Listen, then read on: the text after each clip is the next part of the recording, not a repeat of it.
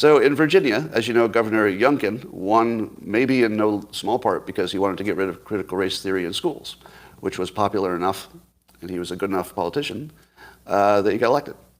But now there are reports that the Virginia Teachers Union is providing these toolkits, teaching guides, et cetera, that are just a sneaky way to put the CRT back in, even though it's not allowed.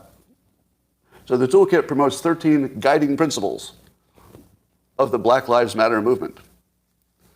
So these include, I don't have them all, but I'm just taking this from a report on Fox News. So here are some of the guiding principles. Working towards a queer-affirming network where heteronormative thinking no longer exists. Remember, this is written for kids. Right? So kids will be learning that, well, when I say kids, I'm talking about just the high-end language being used. I suppose they're talking to the teachers when they're saying this, but working towards a queer-affirming network where heteronormative thinking no longer exists. I feel like the old way we said that was treat individuals with dignity. It's a free country. Don't discriminate. It feels like there were simple words to say it. It's a big tell when you have to use you have to basically dump the dictionary on it.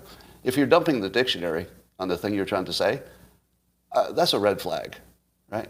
Because things that you believe that are good and are real, you say in direct language. Oh, do not discriminate against the LGBT community, right? Just direct. Instead of, I'll give you some more of this weird language. Here's another one. It talks about the disruption of Western nuclear family dynamics and a return to the collective village. And let's see, my favorite one is coming up.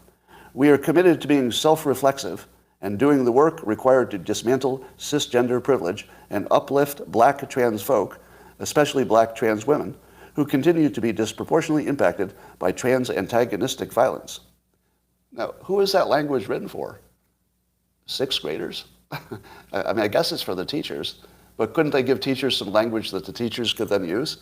Like, why are you dumping the dictionary on this?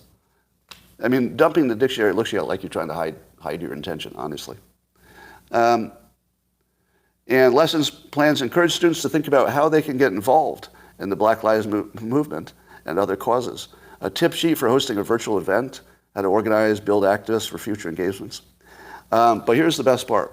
This is a research question for sixth graders. This is actually part of the toolkit. I'm not making this up, according to Fox News, right? I mean, it wasn't there. So I'm just taking the news report as true. To be honest, it doesn't sound true. If I should take a moment. It was in the Wall Street Journal too. But it sounds so ridiculous that it couldn't be true.